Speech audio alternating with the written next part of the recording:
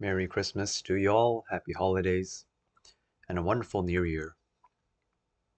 It's just around the corner.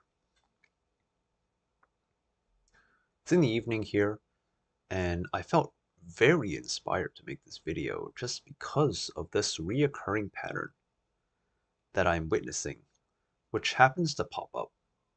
I spoke about this before, right, in one of my previous videos with regards to full moon energy and how to deal with it. And this, I guess you could say, is kind of like a part two, just adding onto it. A part two kind of adding onto it. But the reason why people are so aggressive or hostile, if you can put it that way, is this this common basis of anger and frustration, right? People feel like they're boxed in, and so you can kind of see this. A good example I can give you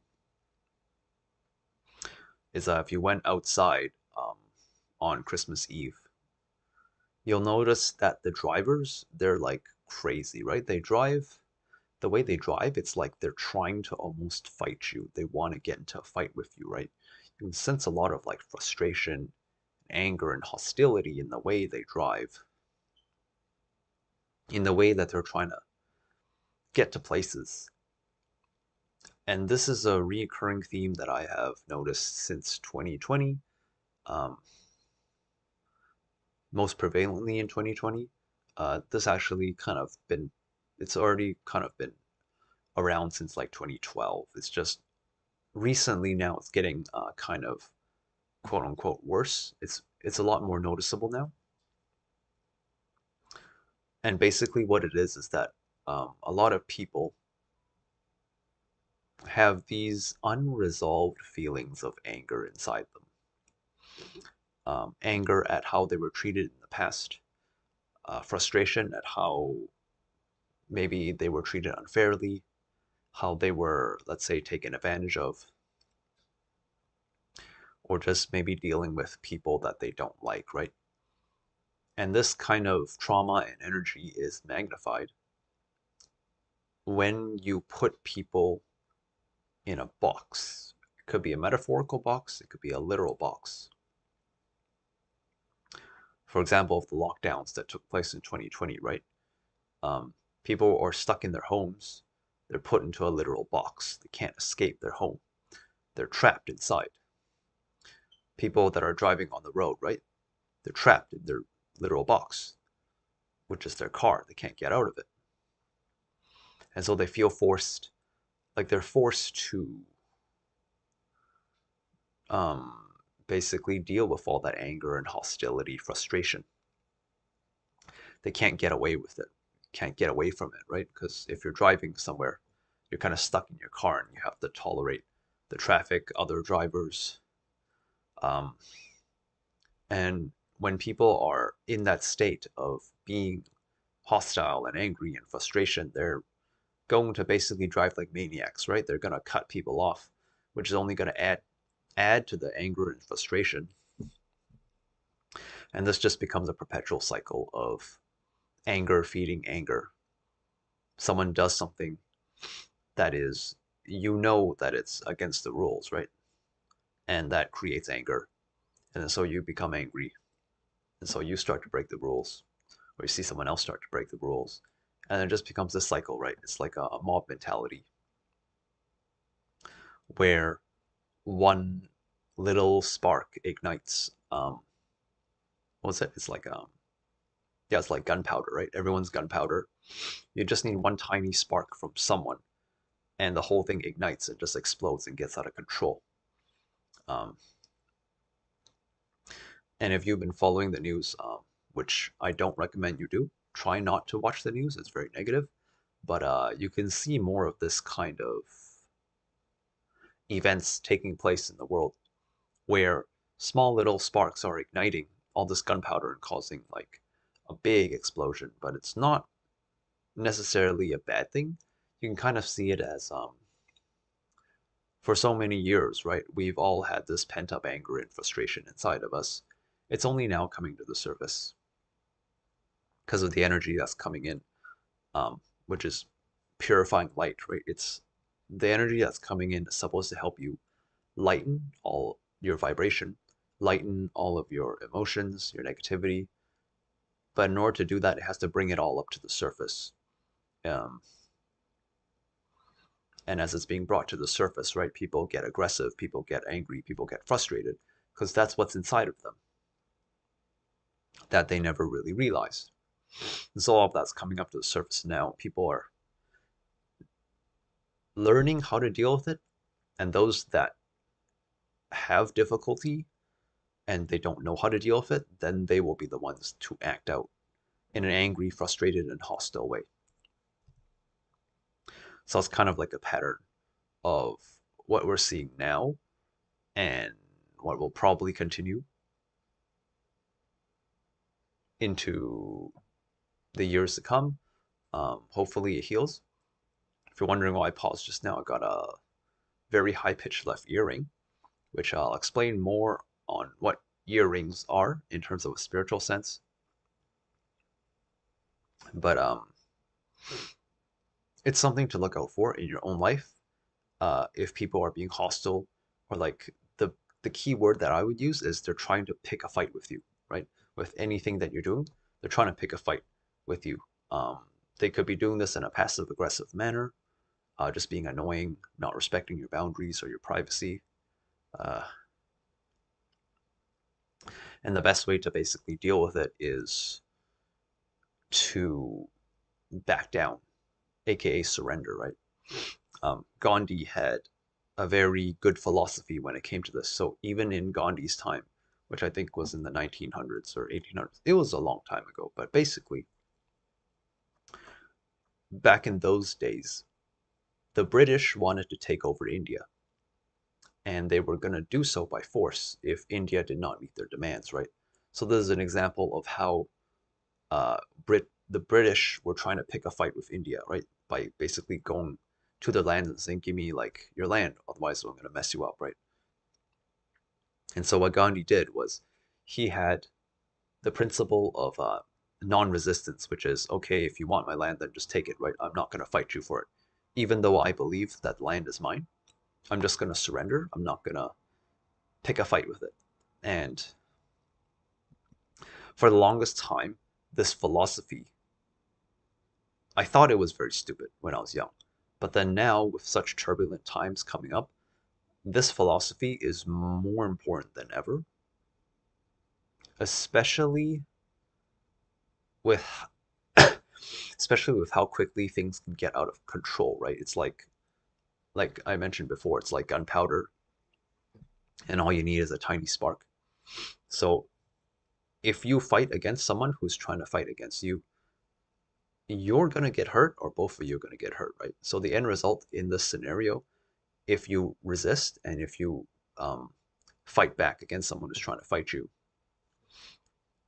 someone's going to get hurt, either you or them, but eventually, basically, someone's going to get hurt. That is not the desired outcome we want. The desired outcome we want is to walk away peacefully, right? To not get into any conflict at all.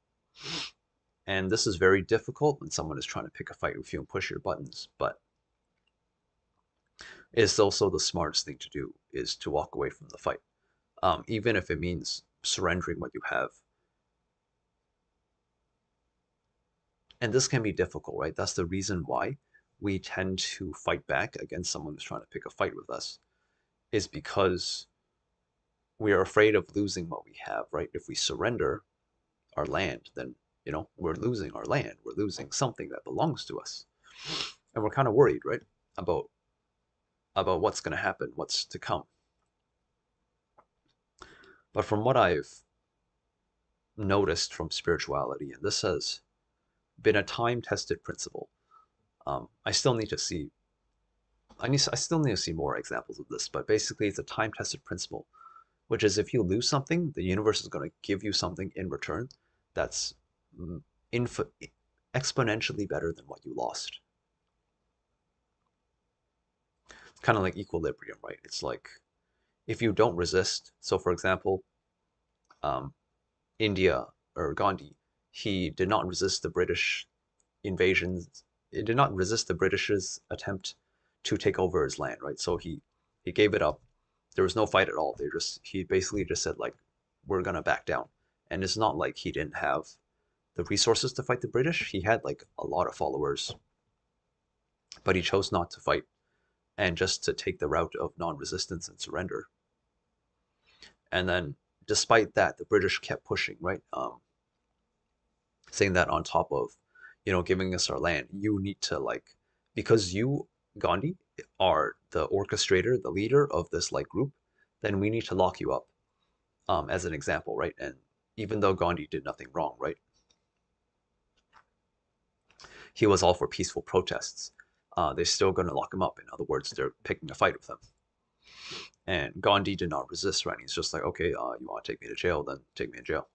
And that's what happened. So I think he was jailed for like 3 years. But because he was non-resistant at all, he did not resist anything that they tried to throw at him, he was treated well. So like the guards did not like beat him or anything. They treated him well. They gave him like his meals. They basically left him alone to his own devices. He was just in a prison cell, and it was kind of boring, but that's about it, right? They didn't really treat him any worse than that because of how discompliant he was. I think this is what the story I heard was. I'm not sure what the actual story is, but and then 3 years later they let him out to be free. And as you know, today in our current times, India is a free country.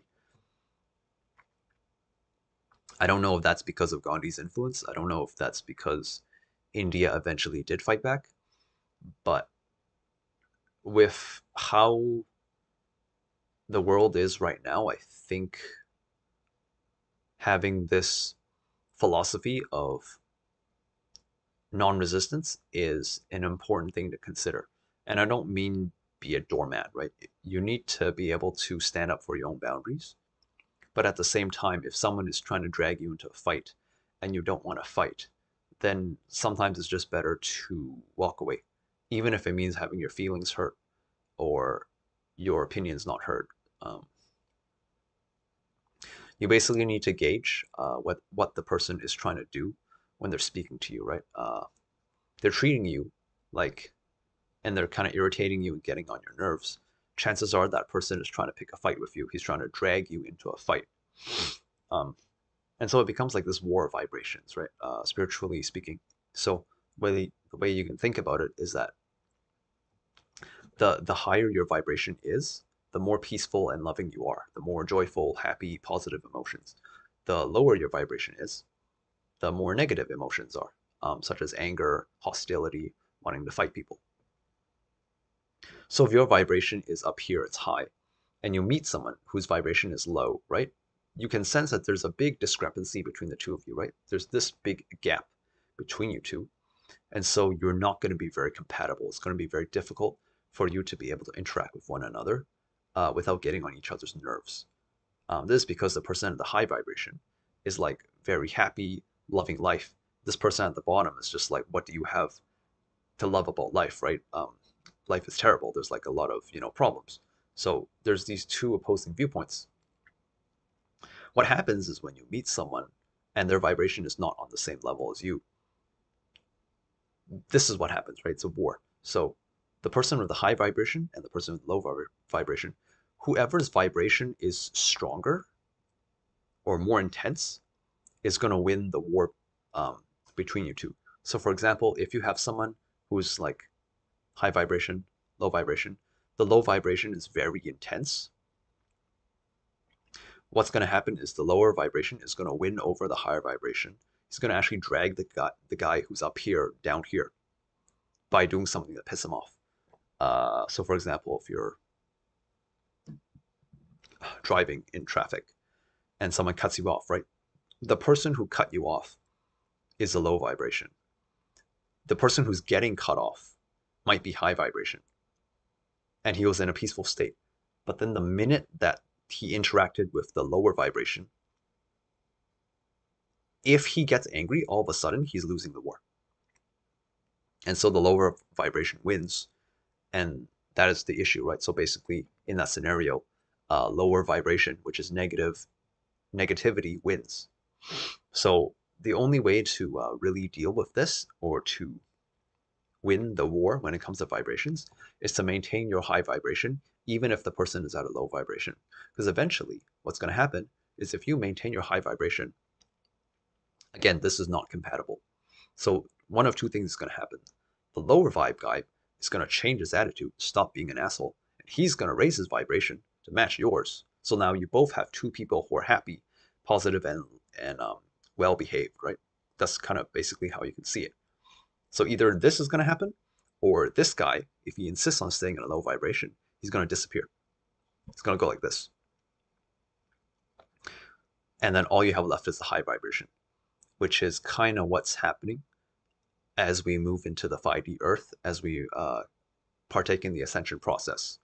More and more of the lower vibrations are fading out. And this is from what I've heard from sources. I don't know if this is specific, but basically there will come a time eventually where the reality you live in is going to reflect the vibration that you are in. And so everyone who is of a lower vibration, if they embody the lower vibration, they're going to disappear. And you're not going to have to deal with that kind of emotional state from others ever again. In terms of like putting to practice, I do notice that like I consider myself pretty high vibration, okay? This is just a consideration, my own opinion. Obviously, I have my good and bad days, but there are some people I know that have a lower vibration than I do, which is very evident because of all the content they consume. They're kind of like attracted to like drama and like arguing, and like very quick to like point out the flaws of others. So when I'm with these people, I notice that I encounter a lot more lower vibration dramatic situations than if I was alone. So when I'm alone, right? Let's say I'm taking a walk, I'm by myself, I'm not with anyone. Most of the people and interactions that I come across are people who are of a similar vibration to me. They're also high vibration. But the minute that I go out with someone, so there's two people, right? So there's like me, who's high vibration, and then there's someone I know who's low vibration. What happens is I tend to get into situations that reflect that lowered vibration, right? So for example, if you have like, right, so I'm high vibration, person with me is low vibration. The average is like here, right? So then this is kind of like a little bit lower than what I'm used to. So when this happens and I interact with situations that reflect this vibration, I perceive them as kind of negative, right? Because I'm used to this. So someone who's used to this in their life and receiving only this, if you give them anything below that, right, it's going to be considered as negative vibration. So that's kind of how you can tell where your vibration is at in a more practical way. And you can kind of test this too, right, with the people that you hang out with and the situations that you encounter, right? Sometimes it's inevitable where the situations you encounter are, I should say, inconsistent. So like if I go outside, right, and there's a lot of traffic, I can't control the traffic. But when it comes to like the interactions I have, so like for example, if I'm in a store and I interact with like the shopkeeper, or I interact with the cashier or whatever, those people that I interact with in those one-on-one settings are typically of high vibration. Either they are already high vibration, or it's because of my presence, aka your presence, your vibration, that influences them to raise their vibration. That's the way I understand it, and it's the way it's been playing out for me, right? Lately, I haven't really had that many negative interactions with people. It's mostly been pretty positive, so it's a good sign for me. So if you're interacting any kind of negative situations in your life when it comes to like hostility, dealing with people, just realize that they're trying to pick a fight with you, and realize that about yourself as well, right? Are you trying to pick a fight with someone? And if you are, then you need to take a step back and realize that you are in a negative vibration, which is low vibration, and you need to raise your vibration. And the way you raise your vibration is by doing things that you like, doing things that that bring you joy, getting out of the literal or metaphorical box, right? If you're in the house all the time, go outside and get some fresh air. That's all you need to do, right? Just get out of the box, get out of your own prison that you have made. Everyone's basically living in their own prison in their own mind. So it's important to find ways to make yourself feel as though you are free, as though your voice is being heard, as though you have a safe space to express yourself, right? YouTube is one of the ways that that kind of brings me joy, right? And just sharing all these things. But at the same time, YouTube can also become a prison if I feel like I'm forced to do these videos. That's why I do them sparingly. I don't really have an upload schedule. It's just when things come to me, things come to me. Like today, right? I didn't even plan on doing this video, but it's extremely spontaneous. But it just happens to be like this overarching theme that I've been noticing for the past few days.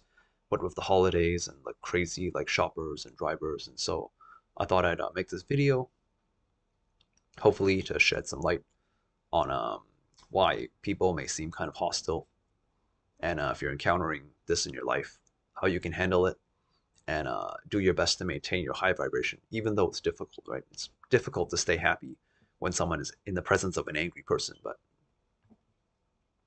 if you become angry too, right, then you're letting them basically win the war of vibrations, and you don't want that.